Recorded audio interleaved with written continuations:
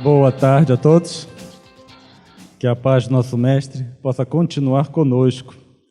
E hoje a gente tem uma notícia que não é muito boa, mas em compensação nós temos uma notícia boa também. A notícia que não é muito boa é que essa é a última aula do nosso curso de cura quântica. Agora, a boa notícia, certo?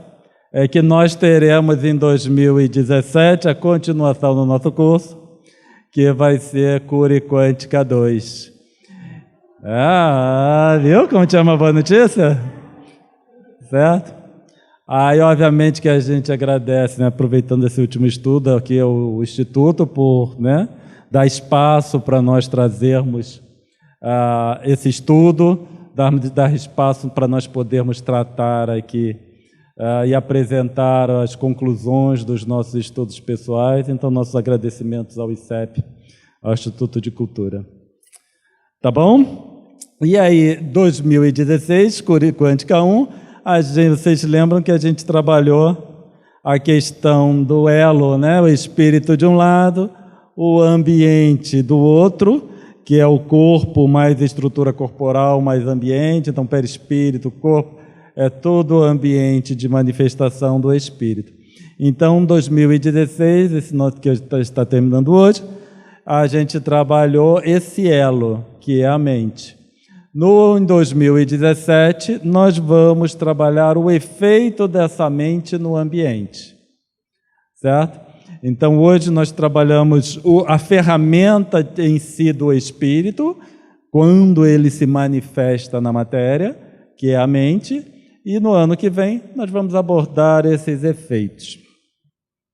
E hoje o que a gente vai fazer, sendo o último curso, nós vamos fazer uma revisão, não do curso inteiro, mas dos últimos 6 meses, né? Que quando chegou ali na 7ª aula, se não me engano, nós fizemos a revisão do que foi dado, e agora a gente vai fazer uma revisão final do que foi visto, até no estudo passado. E aí sempre lembrando, né, que isso é sempre importante a gente lembrar para saber o que a gente busca no nosso estudo. Quando a gente vem aqui assistir uma aula de cura quântica, o que a gente busca? A gente vai buscar essa descontinuidade da função psíquica, certo? Então, quântica, de cura quântica, é essa descontinuidade da função psíquica. Nós alterarmos a linha que normal que a nossa mente segue. Então, nossa mente segue uma estrada. Essa estrada que ela normalmente segue é a função com que o espírito se manifesta. E essa linha, ela é um contínuo, e nós precisamos buscar padrões novos, nós precisamos alterar essa função psíquica, que é para nós seguirmos uma outra linha. Sairmos dessa que a gente vem e, obviamente, seguir uma outra que vai nos conduzir a um estado evolutivo mais adequado, mais rápido. E, obviamente, né, dali a um tempo a gente tem que ir buscando outras descontinuidades. Então, o que cabe ao espírito é buscar essa descontinuidade, alterar a forma como nós normalmente conduzimos a nossa mente, a forma como nós conduzimos o nosso raciocínio, para trazer o quê?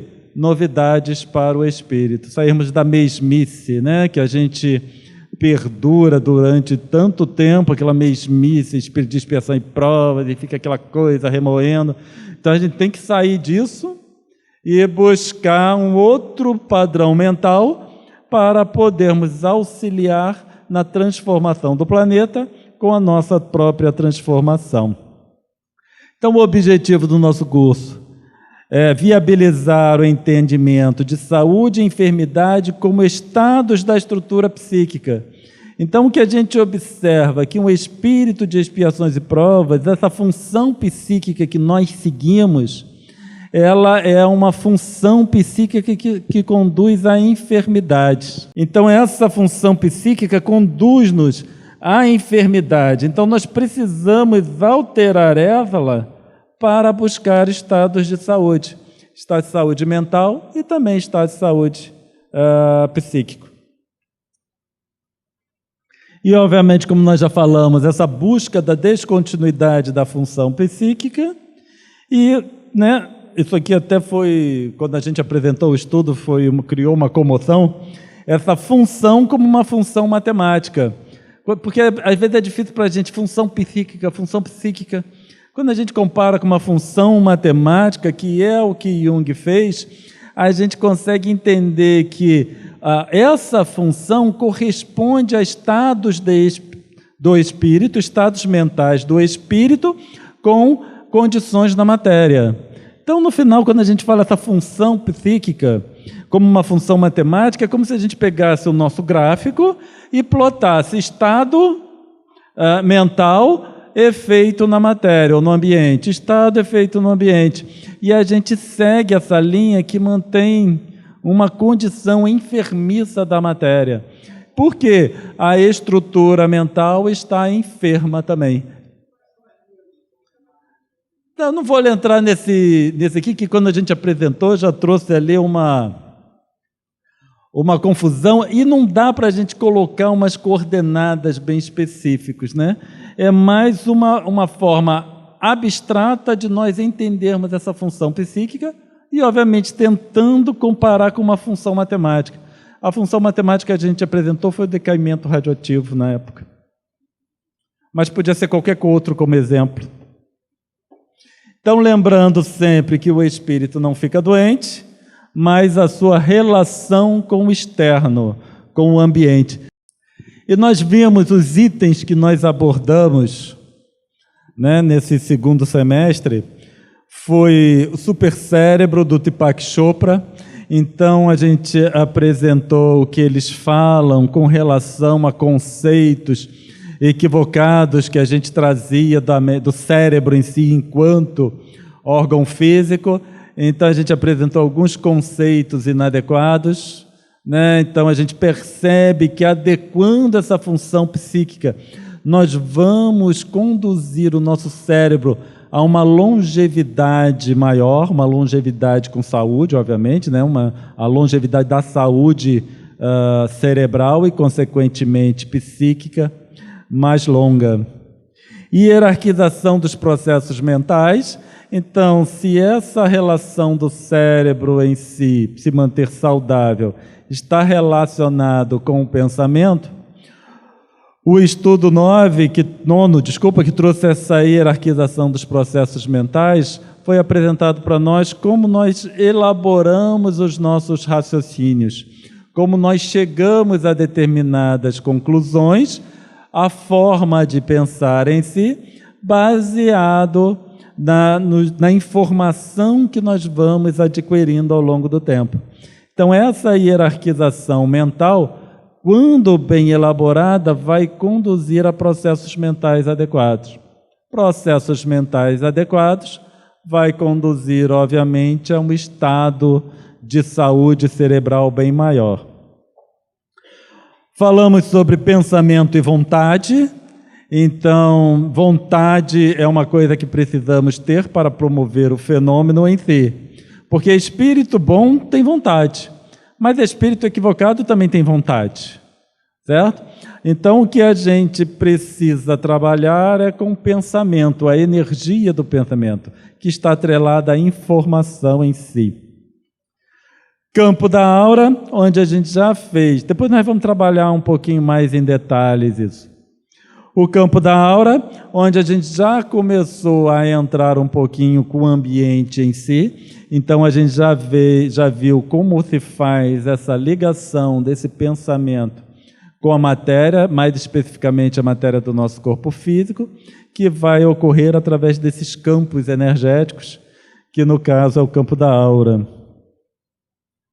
E aí nós vimos também Deus único como conceito para desenvolvimento do pensamento abstrato. Então, o pensamento abstrato é o que nós precisamos começar a trabalhar para promover a adequação mental.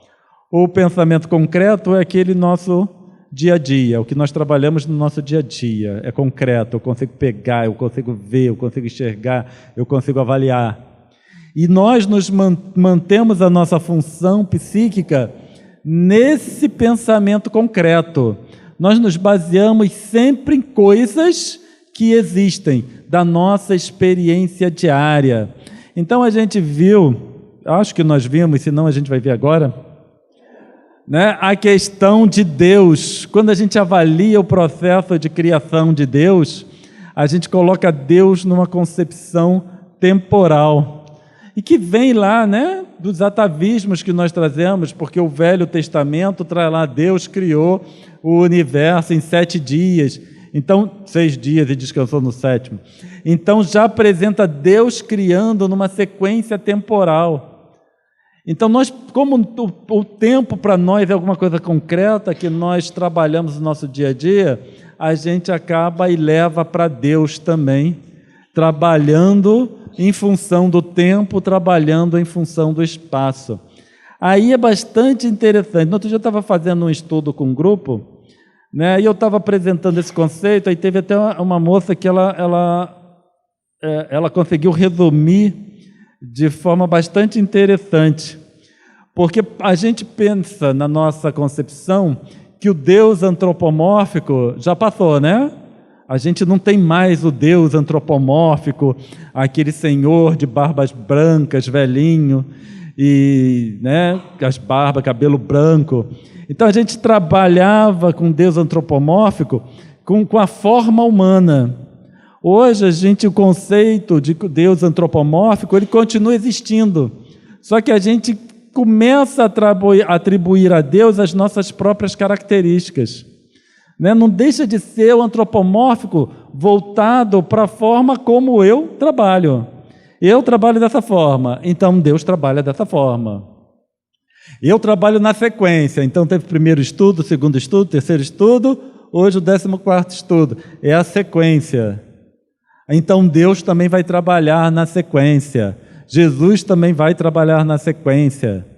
Então nós passamos a atribuir a forma como eles trabalham semelhante à forma como nós trabalhamos. Só que eles trabalham fora do espaço, eles trabalham fora do tempo.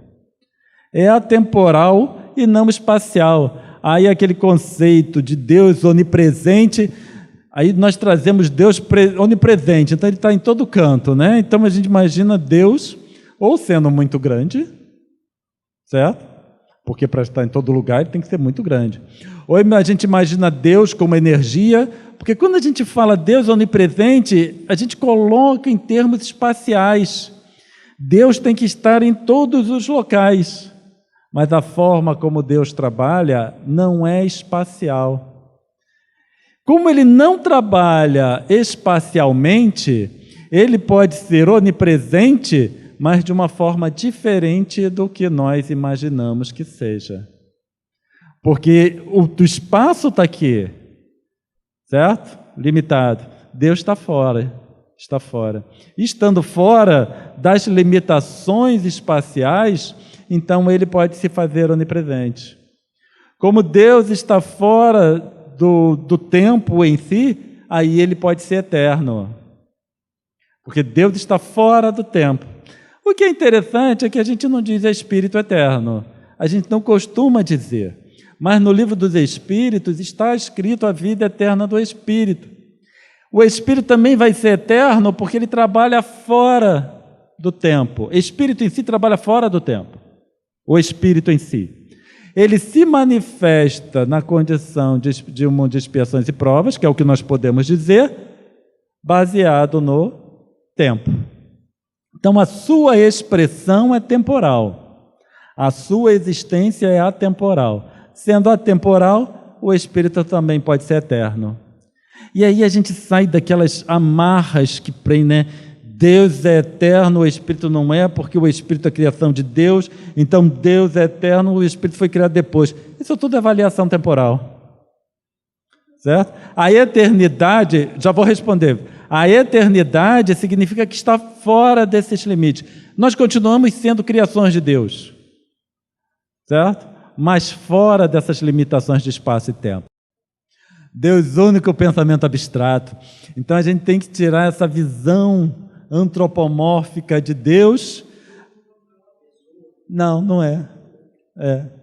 Não sabe nem o que o Espírito é, quanto mais Deus, né?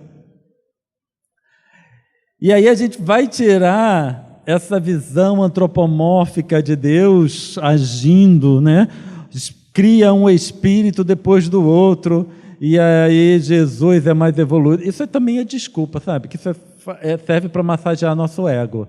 Porque se eu digo, Jesus está numa condição evolutiva muito melhor que a minha. Aí quando eu digo que ele é mais velho, me tira a responsabilidade. Afinal de contas, Deus criou ele primeiro. Certo? Aí com isso eu quero dizer o seguinte, se tivesse me criado junto com ele, eu estava tão evoluído quanto ele. Será? Será? Pois é, mas massageia meu ego. Não, Jesus é nosso irmão mais velho. Aí massageia meu ego. Eu estou aqui porque também eu sou novinho comparado com Jesus. Não é bem assim, né? Quando a gente tira ou sai dessa relação temporal, a gente não tem mais como avaliar primeiro, segundo, terceiro, quarto, quinto, porque Deus não trabalha ou não cria na sequência. E aí, quando Jesus falou que o Pai trabalha sempre, né, a gente bota trabalhar sempre temporalmente falando, mas Deus trabalha sempre, não para de trabalhar, atemporalmente falando. O que é isso? Isso é muito fácil de eu explicar para vocês, eu não sei. É fácil explicar o que eu entendo sobre isso. Estudo 13. As várias faces do amor. Então a gente às vezes percebe que nós nos preocupamos tanto com conceituações da divindade.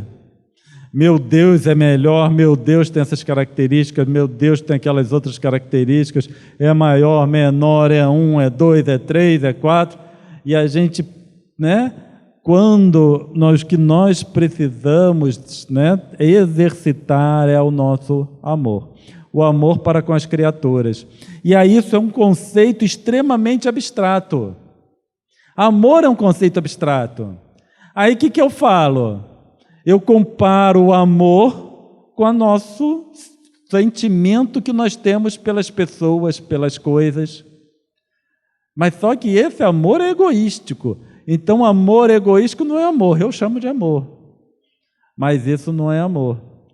Então, né, quando a gente transcende ao amor como nós conhecemos e passamos a tentar interpretar um amor mais amplo, baseado nesse pensamento abstrato, então a gente exercita pensamento abstrato com o conceito de Deus único e vamos também continuar exercitando com Deus não limitado ao espaço, Deus não limitado ao tempo, são conceitos abstratos.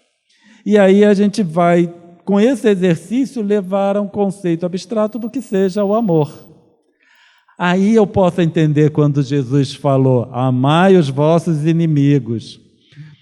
Porque quando a gente vai, né, explicar, vai fazer uma palestra sobre o tema, amai os vossos inimigos.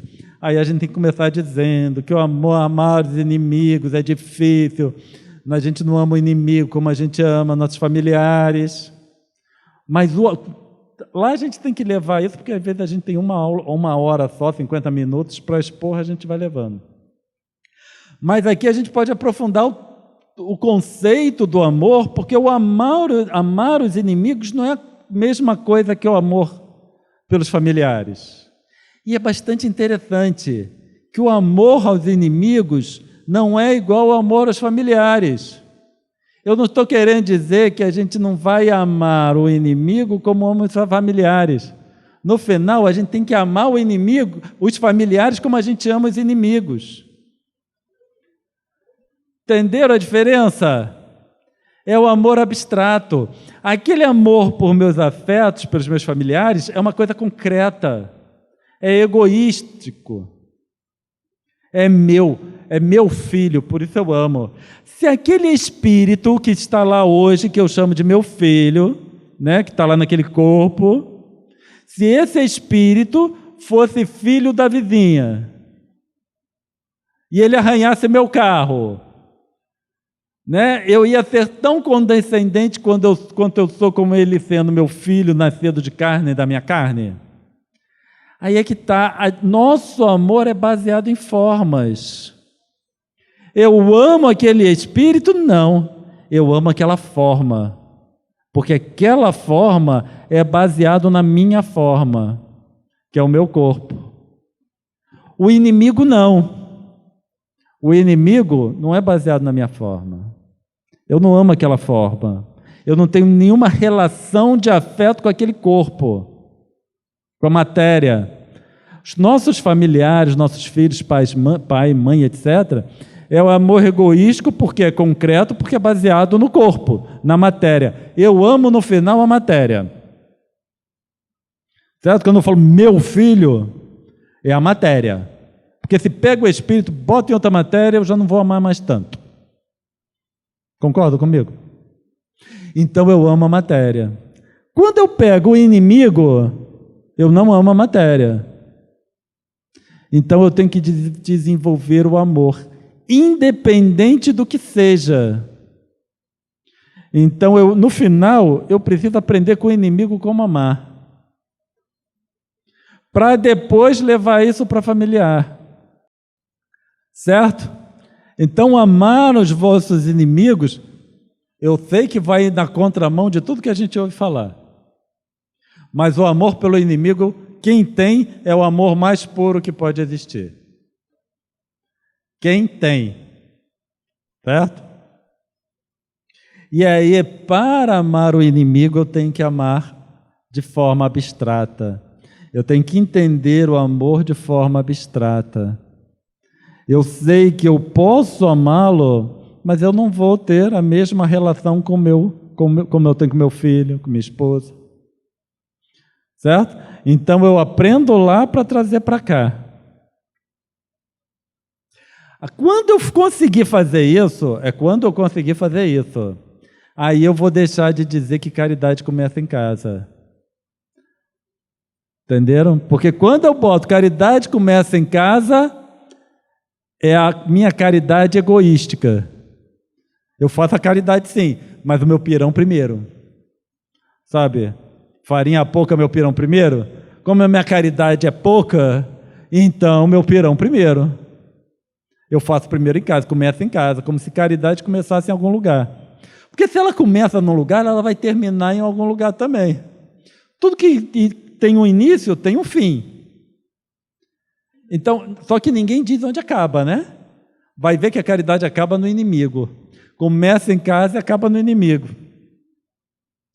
Mas quando a gente começar a compreender esse amor, uma dessas várias faces do amor, aí a gente não vai mais dizer que caridade começa em casa, porque ela começa a se tornar mais ampla. E aí eu vou entender melhor Paulo, quando ele veio falar para a gente sobre a caridade. Ele faz um poema sobre a caridade. Embora, mesmo que eu falasse todas as línguas dos anjos, eu não tenho aquilo de cor não, mas mais ou menos. Mesmo que eu desse tudo o que eu tenho, mesmo que eu desse meu corpo ao flagelo, se eu não tiver caridade, eu nada sou. Porque se não tem caridade, tudo aquilo é uma expressão do egoísmo e do orgulho. E a caridade não consegue coexistir com o egoísmo. Certo?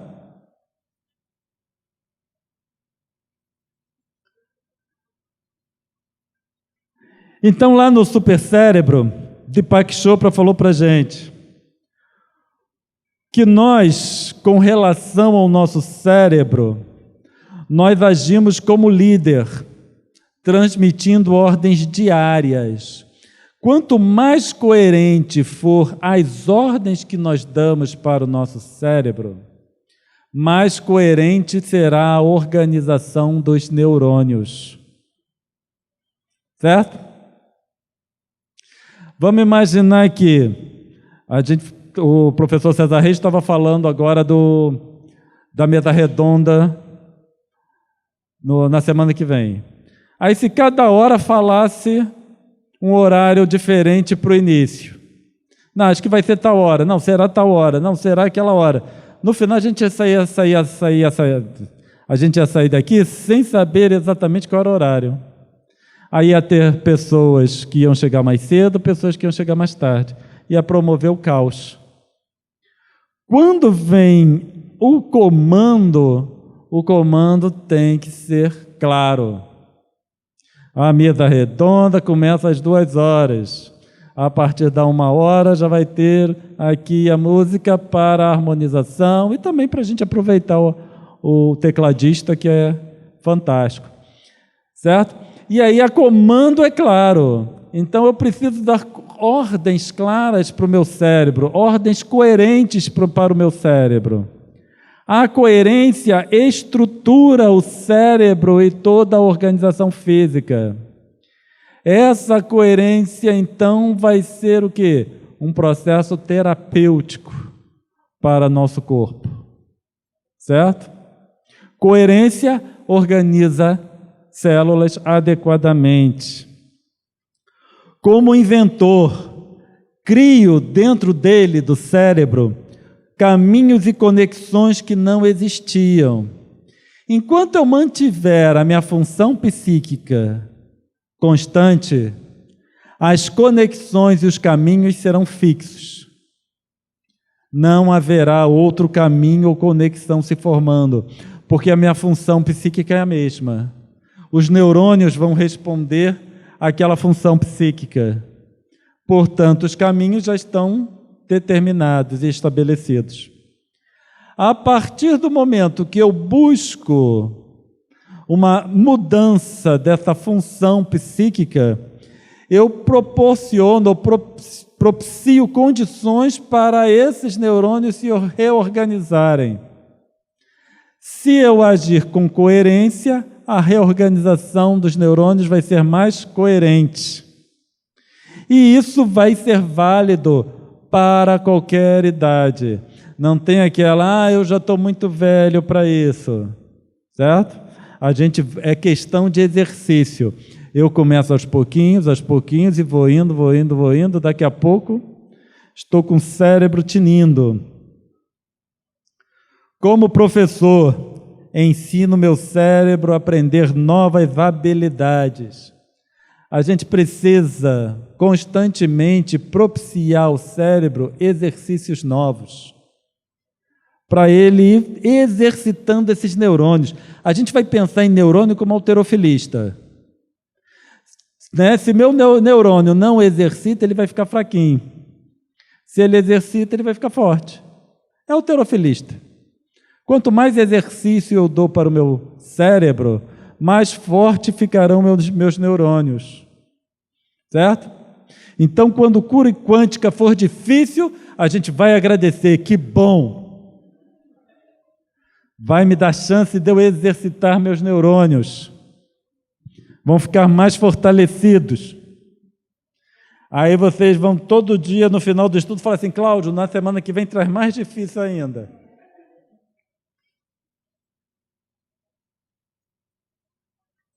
Como usuário, sou responsável por mantê-lo em boas condições de funcionamento. É responsabilidade minha manter a boa condição de funcionamento do meu cérebro. Certo? E eu vou fazer como? Exercitando. Eu sou professor, eu direciono. Tudo bem, não consigo tirar da cabeça e inventar direções novas. Para isso nós tivemos Jesus, nós tivemos os profetas, nós temos a doutrina espírita. São esses exercícios, esses estudos que vão nos mostrando os caminhos que podem ser seguidos ou devem ser seguidos. E aí a gente vai encontrando vários direcionamentos que podemos dar para a nossa mente, consequentemente para o nosso cérebro. Certo? Nessas 4 funções reside a diferença entre o cérebro cotidiano, vamos chamá-lo de cérebro básico, nas palavras de Deepak Chopra, e o que batizamos de supercérebro. Então, a diferença entre eu ter um cérebro comum, normal, básico, que não faz muita coisa além do cotidiano, E eu ter o que eu posso, o que Deepak Chopra chamou de supercérebro, é baseado no exercício dessas 4 potencialidades do espírito. Se eu fosse o cérebro, certo? Dificilmente eu ia conseguir ativar essas qualidades no próprio indivíduo. Mas como eu sou o espírito, não sou o cérebro, eu posso dar comandos àquilo que está sob o meu controle. Certo? E todas essas possibilidades nós temos. Só precisamos deixar de preguiça. O supercérebro se apoia na crença de conectar mente e cérebro de uma maneira nova. A alteração da função psíquica, certo? É uma maneira nova de nos relacionarmos com a matéria. Não é o aspecto físico que faz a diferença. É a determinação, intenção, paciência, esperança e diligência do indivíduo. Nós percebemos que nas palavras de Deepak Chopra, em nenhum momento ele colocou objetivos que precisam ser cumpridos, certo? Ele só falou determinação. Mas eu não tenho que atingir um objetivo qualquer, eu tenho que ser determinado. Eu tenho que ter a intenção de propiciar isso aqui que eu quero. Eu preciso ter paciência também, porque eu não vou conseguir de um dia para o outro. Esperança que vai funcionar. E diligência para manter aquilo constante, atuante e constante. Certo? Então, nós não precisamos nos preocupar com objetivos. Onde eu preciso alcançar? Eu não tenho que me preocupar com isso. Eu tenho que aproveitar o processo. Eu preciso entrar no processo.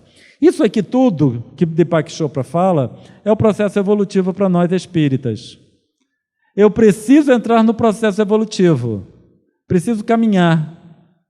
Agora, se eu vou chegar na condição de Jesus daqui a um mês, daqui a um ano, daqui a 10 anos, daqui a 10 encarnações, daqui a 1000 encarnações, não importa. Mas eu já estou no processo. Certo? Porque senão a gente fica querendo chegar à condição de Jesus mês que vem, aí desanima porque vai chegar dezembro, 2017, a gente olha para o lado, ainda não sou um Jesus, aí desanima. Certo? Então nós só vamos entrar no processo. E quanto mais a gente exercita, mais rápido isso vai. Certo? Então, esses 5 mitos para esquecer. Os circuitos cerebrais são imutáveis, isso é um mito. Eles mudam. Até que idade? Enquanto o indivíduo está encarnado. Enquanto a encarnação perdura, esses circuitos podem ser alterados. Se eu mantiver a mesma função psíquica, não haverá alteração. Se eu buscar uma alteração dessa função psíquica, obviamente que esses circuitos também vão se acomodar à nova função. E aí vai ocorrer as alterações. Reações primitivas, tais como medo, raiva, ciúme, agressividade, dominam o cérebro racional. Isso também é um mito. Nós deixamos que essas reações nos dominem. Não é nem dominar o cérebro, dominar o próprio espírito. Porque para eu controlar essas reações, eu preciso despender esforços. Eu preciso ter vontade. Como eu sou preguiçoso, eu prefiro dizer que as reações que me dominam. Vai dominar enquanto não houver alteração da função psíquica. Então a gente verifica que tudo aqui está relacionado com a função psíquica. É a forma como eu conduzo a minha existência, a minha própria mente. Deepak Chopra, ele usava 2 máximas, e aí nós colocamos aqui, que é interessante. Se quiser saber como eram seus pensamentos no passado, olhe para o seu corpo hoje. E se quiser saber como seu corpo será no futuro, olhe para seus pensamentos hoje. certo? Eu quero saber como é que vai ser no futuro, olha para o pensamento hoje. Se eu olhar para como está hoje meu corpo, eu sei como é. Tá. E se a gente for botar isso aqui na versão espírita, a gente pode colocar, se eu quero saber o que eu fiz no passado, olha para os meus processos expiatórios hoje. Se eu quiser saber qual vai ser minha condição no pós-morte, é só olhar o que eu faço hoje. Certo? Então, uma coisa está relacionada à outra. Eu preciso fazer terapias de vidas passadas? Não. É só eu olhar como é que é a minha situação hoje. Minhas dificuldades, minhas tendências, e aí eu sei o que eu fazia. E eu não vou falar para vocês, porque senão vai todo mundo embora, não sobra um. Certo? Agora, como vai ser no futuro? Também não vou falar para vocês também não, porque senão também vão embora do mesmo jeito.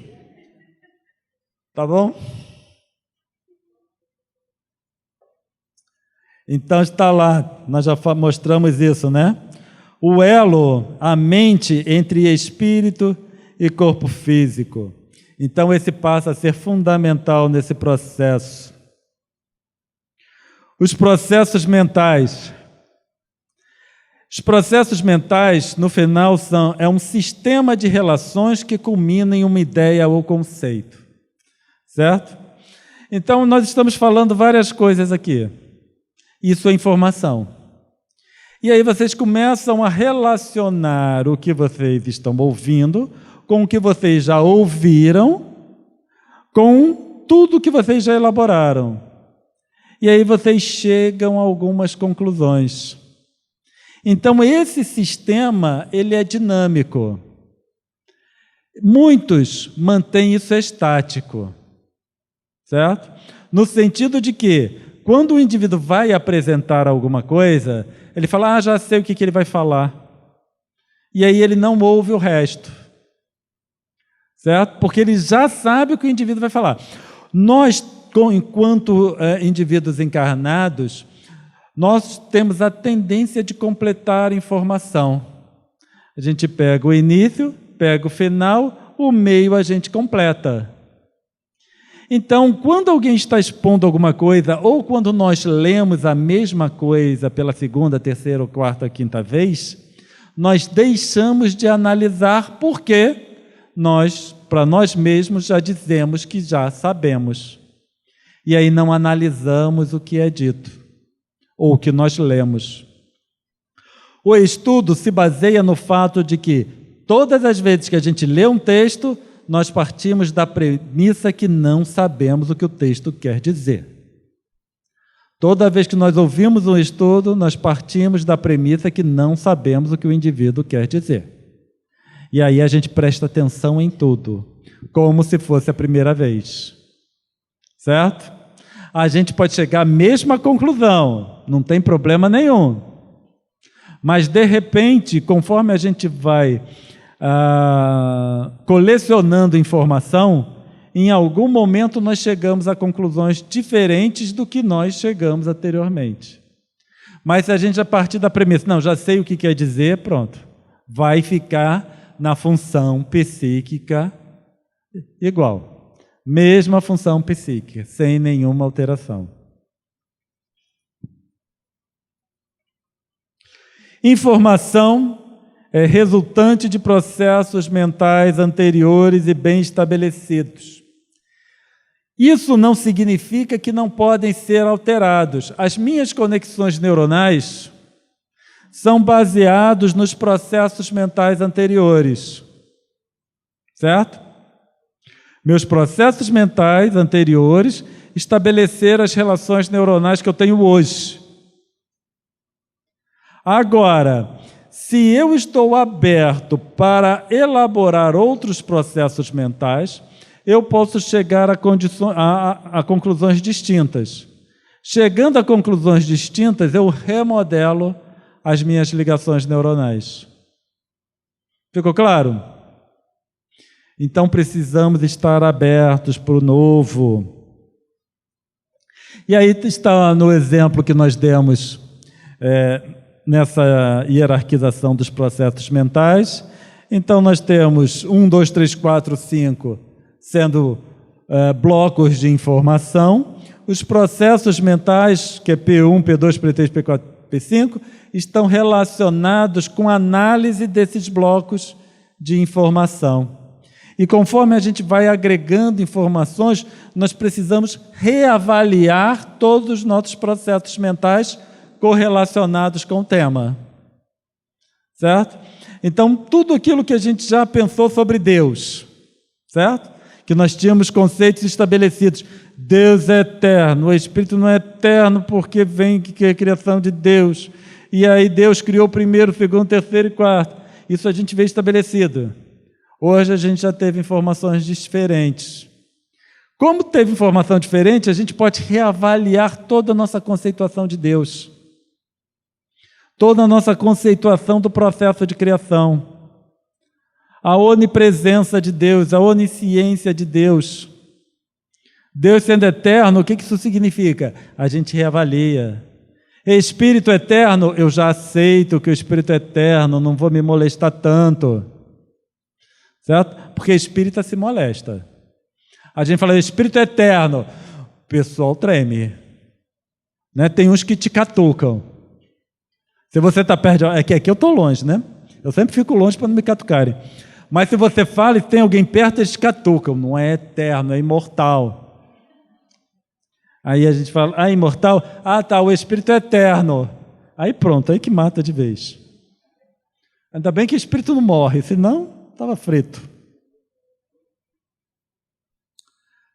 Pensamento e vontade. E aí nós mostramos lá, né, essa questão de que uma luz vermelha muito forte não retira elétron de um metal, por exemplo. Mas quando se projeta uma suave luz azul, a gente já consegue retirar elétrons de um metal. Certo? Isso aqui é o processo fotoelétrico que Einstein ganhou o prêmio Nobel. E aí o que a gente tem com isso? Que o fenômeno está relacionado com a energia, com o pacote de energia. Aí entra a física quântica. Quanta é pacote. Então, o fenômeno está relacionado ao pacote de energia. Se eu quero promover um determinado fenômeno, eu tenho que dar o pacote de energia suficiente para que o fenômeno ocorra. Eu quero me curar dessa enfermidade, mas eu não estou fazendo muita coisa não, continuo com minha vidinha. Os meus processos mentais projetam pacotes de energia de muito baixa energia. Com isso, o fenômeno não acontece. Eu queria minha reforma íntima, assim, eu tenho muita vontade da minha reforma íntima, mas não faço nada para isso. Porque minha mãe dizia que vontade é uma coisa que dá e passa. Né? Quando a gente fala assim, mãe, estou com vontade de comer doce, ela fala, vontade é coisa que dá e passa, nesse sentido. Para nós, a nossa transformação íntima também é tipo isso, vontade é uma coisa que dá e passa.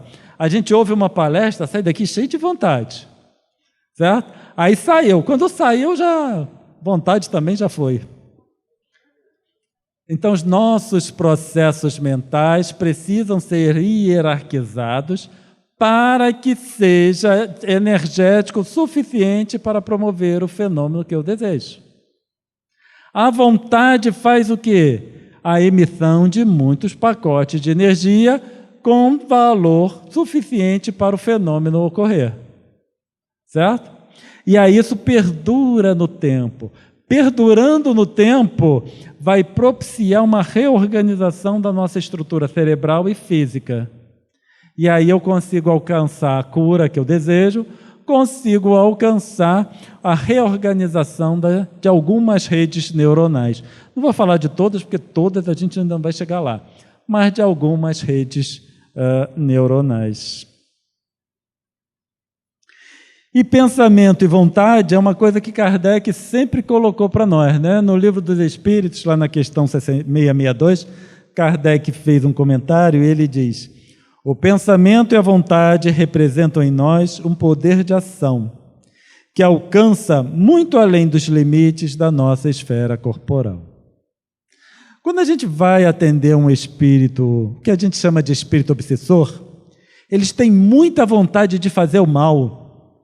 É impressionante a vontade que eles têm de fazer o mal. É muita vontade.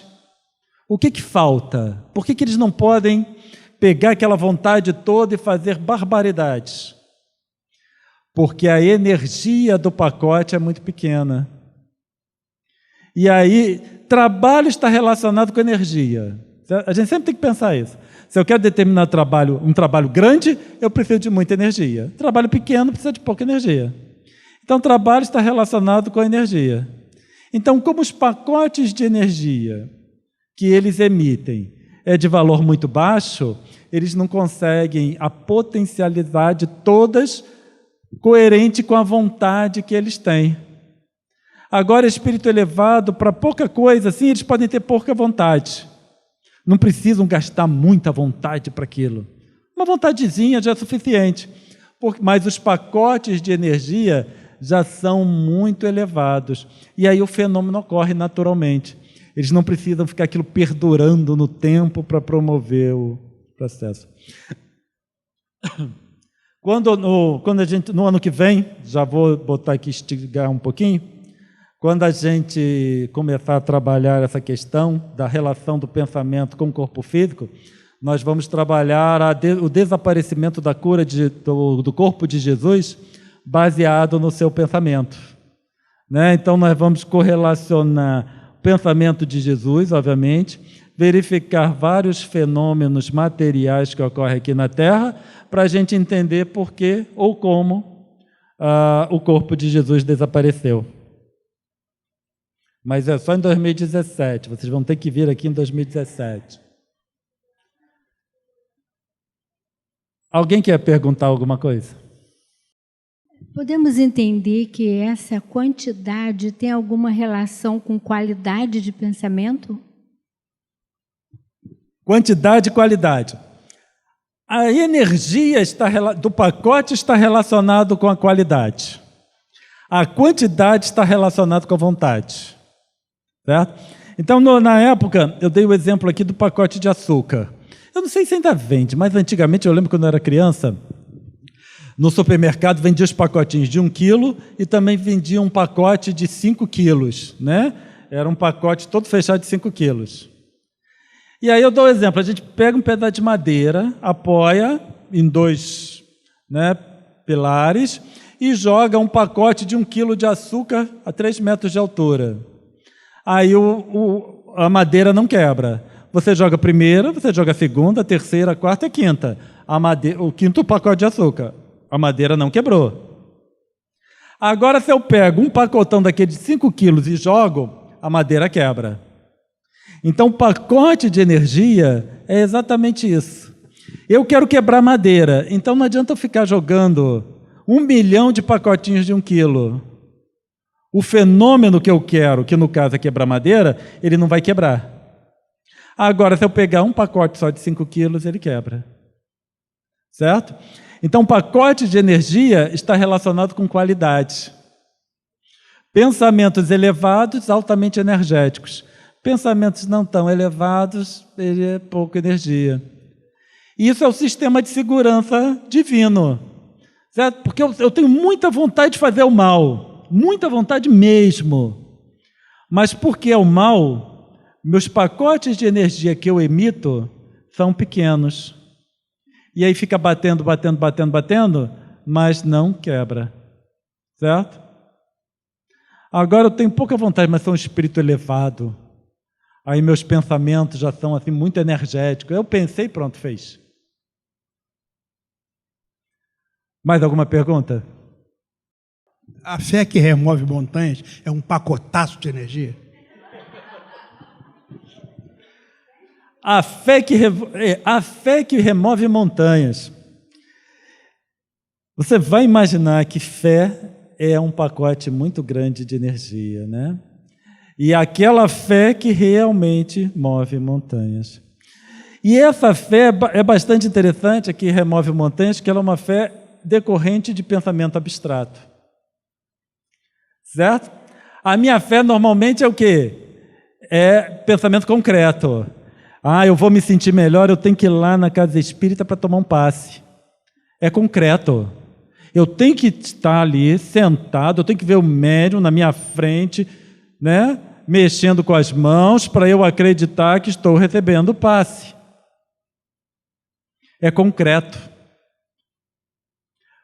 Quando eu desenvolvo a fé que move montanhas, eu já tenho um pensamento, uma fé decorrente de um processo abstrato.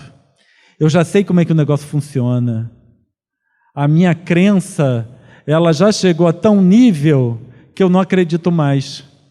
Eu já sei como é que funciona. Certo? Crença é alguma coisa que vai desaparecer. Eu não vou crer em Deus no futuro. Né? Eu não vou ter fé decorrente de uma crença no futuro. Eu já vou saber que Deus existe. Eu sei, eu não creio mais, já deixei de crer há muito tempo. Eu sei que existe. Eu conheço os processos. Então eu não creio mais que a fé vai fazer a montanha se mover. Eu já sei que ela faz a montanha se mover. Ó raça de incrédulos, até quando estarei entre vós? Né? Até quando vocês precisam de Jesus aqui, vendo para ter uma fé concreta, baseado no pensamento concreto. Eu preciso ver Jesus para estabelecer como referência para a minha fé. A partir do momento que eu posso tirar Jesus aqui presente, né? Não da minha vida, mas aqui Jesus, vendo, aí eu estou desenvolvendo o pensamento abstrato. E esses pensamentos abstratos são bastante interessantes, com pensamento concreto. A humanidade em geral, né, vamos dizer assim, mais o pessoal ocidental, eles não conseguem separar Deus de religião. Deus está ligado à religião, Jesus está ligado à religião. Isso é pensamento concreto, porque ele precisa em todos aqueles rituais, aquelas práticas, para ver Deus se expressando. Quando eu abstraio, Deus não está ligado à religião, Jesus não está ligado a nenhuma religião. Aí eu abstraio daquilo, eu não preciso de rituais para me mostrar Deus trabalhando. A fé, ela está perguntando sobre a fé inabalável. Sim, a fé inabalável é quando eu sei. Eu creio em Deus. Tá, aí eu tenho medo daquele rapaz ali, porque ele não crê. Aí quando ele vem discutir comigo, ou vem me apresentar o motivo pelo qual ele não crê, porque a gente pensa que quem não crê em Deus não segue o raciocínio lógico. A gente tem isso, esse pessoal não crê em Deus. Pronto. Por quê? Porque a gente não quer escutar. Aí acha que aquilo é doideira, não segue um raciocínio lógico. Eles têm um raciocínio lógico que os conduz à conclusão de que Deus não existe. Certo? Como eu creio em Deus apenas, Ele pode me convencer. E aí eu tenho medo. Por isso, eu não quero saber da crença dele. Por que ele não crê em Deus, por exemplo? Quando eu sei que Deus existe, aí eu já não me importo mais. Eu já sei, nada que alguém possa dizer vai abalar o meu saber. A minha crença abala. A minha crença é abalada facilmente. Mas quando eu sei, aí não abala mais. E a gente não se preocupa mais com quem não crê em Deus. Certo? Aí, às vezes a gente fala, né? Quem não acredita em Deus pode ser espírita. Quem não acredita em Jesus pode ser espírita. E nós vamos abraçar essas pessoas igualzinho abraçamos a todos que chegam numa casa espírita. Porque no geral, às vezes fala, não, ele não acredita em Deus, como é que está fazendo aqui? Né? A doutrina espírita é tão rica que se a gente for trabalhar o amor, eu estou trabalhando a essência divina. Então o indivíduo ali não acredita em Deus, tá bom, mas ele veio aqui trabalhar o amor. Trabalhando o amor, ele está trabalhando sua essência divina. Vou me preocupar com o quê? Ele estava tão mal. E eu falei, meu filho, você ora a Deus, você faz suas orações. Quanto mais eu rezo, mais assombração me aparece. O que eu ia dizer para ele? Ela está falando que um paciente no hospital disse que ela foi conversar e disse que quanto mais ele reza, mais assombração aparece. Aí foi perguntar, o que faz diante disso?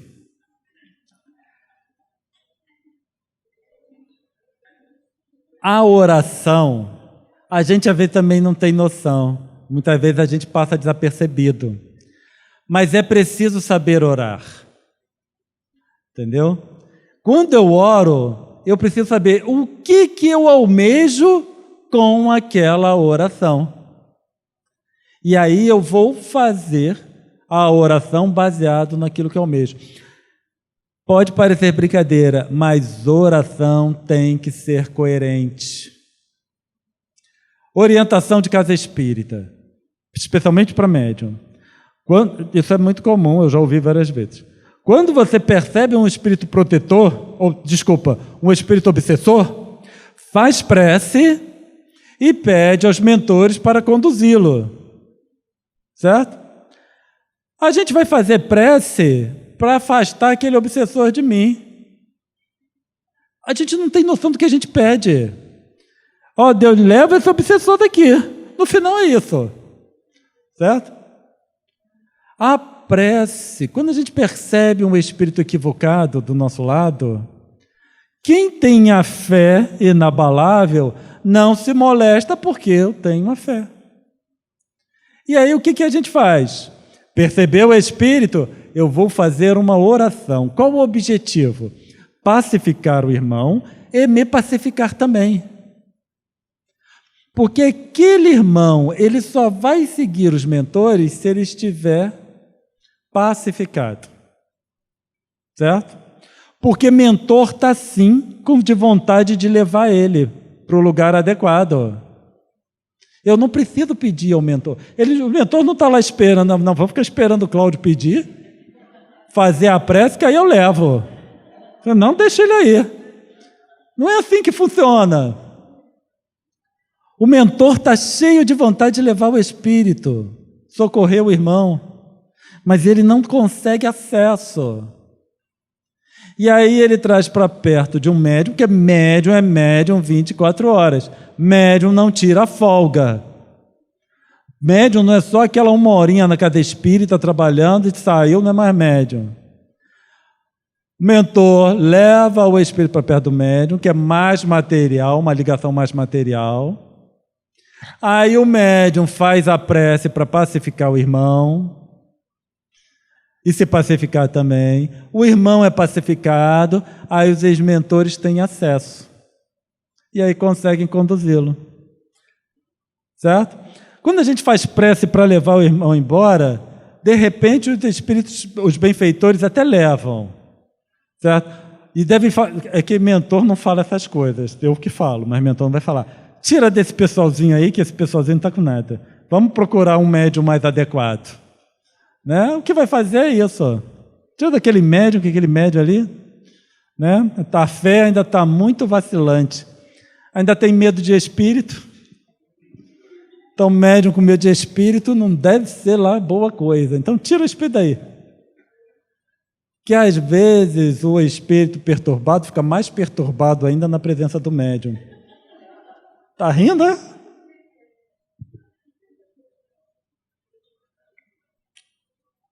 Eu aprendi uma coisa bastante interessante comigo mesmo, né?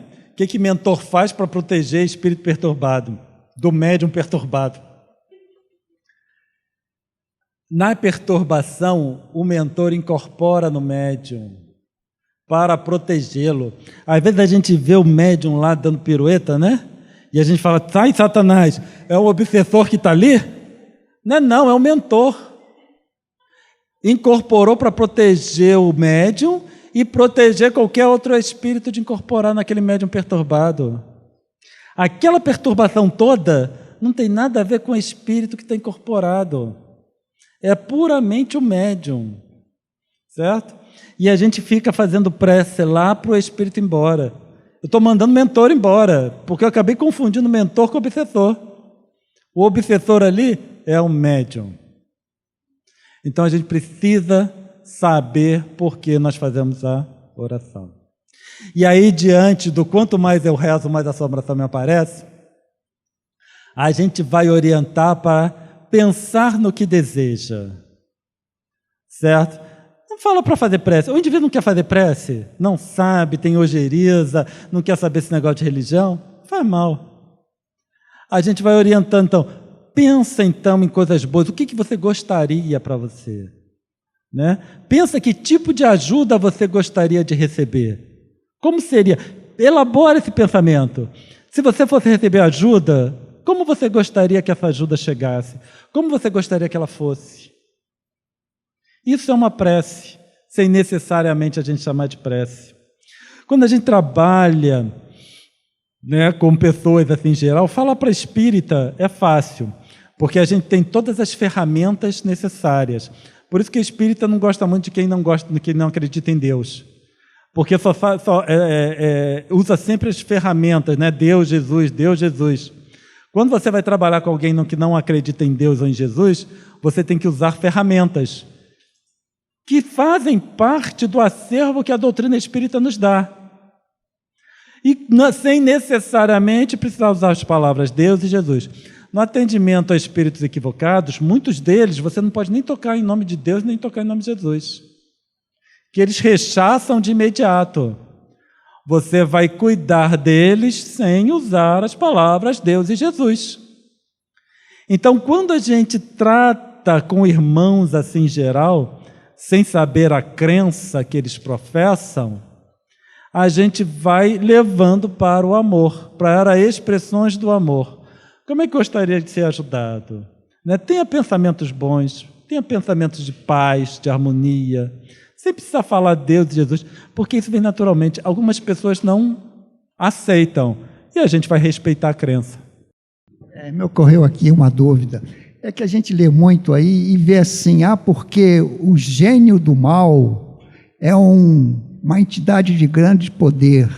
Gênio do mal, né, que tem diversos entes da escuridão a serviço dele. Como é que esse negócio de ente, o pacote dele é pequeno? Por que ele é chamado gênio?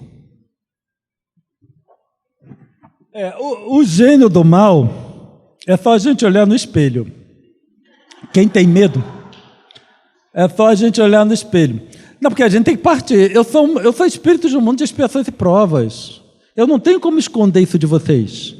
E não tem como esconder de mim, por mais que eu quisesse. Certo? Eu sou um espírito de um mundo de expiações e provas. Se eu sou um espírito de um mundo de expiações e provas, eu sou o que é denominado de gênio do mal, porque sou um espírito ignorante. E aqueles todos que estão ao meu redor são meus afins. Eu acho assim, né? Uma grande sacada de Deus, se eu posso expressar assim, é aquela lei dos semelhantes se agruparem. Isso eu acho fantástico. Que aí a gente não perturba quem já está em outra situação. E eu sou perturbado pelos meus afins. Então eu sei o que eu sou, por quem está perto de mim. Então esse gênio do mal é uma forma que surgiu para eu botar a culpa no outro. Assim como eu digo que Jesus é mais elevado porque é mais velho, e aí eu consigo te explicar por que eu estou nessa condição, porque eu sou novinho, a mesma coisa eu coloco como gênio do mal. Porque aí é ele que fez, né? E a imagem do demônio, ela surgiu baseado nisso, para ter alguém para a gente botar culpa. São todos subterfúgios que nós utilizamos para nós tirarmos a responsabilidade de nós mesmos. Né? Isso é o gênio do mal. Demônio que fica aqui nos atiçando para fazer coisas equivocadas. Né? Jesus é mais velho, então quando eu for da mesma idade de Jesus, eu vou ser tão elevado quanto ele. E aí eu vou massageando o meu ego. E aí eu vou ficando tranquilo. A doutrina espírita, ela nos apresenta as regras, as leis. Se eu estou aqui, a responsabilidade é minha. Se eu tenho gênios do mal ao meu redor, é porque são os meus afins. E lá na codificação ele ensina para a gente a selecionar o tipo de espírito que a gente quer perto de nós. É opção. A partir do momento que eu elevo o meu pensamento, eu vou ter espíritos mais elevados perto de mim. Alteração, descontinuidade da função psíquica. Vocês percebem que tudo é uma descontinuidade da função psíquica. Eu tenho que sair do meu trivial, do meu comum, e buscar uma conceituação nova. E aí eu promovo essa descontinuidade. E eu saio daqueles afins que eu tenho hoje e vou para um outro nível de afins. Até, obviamente, galgando, e aí já estar afinizado com Jesus. Tá bom? Agradeço a todos a paciência ao longo do nosso estudo.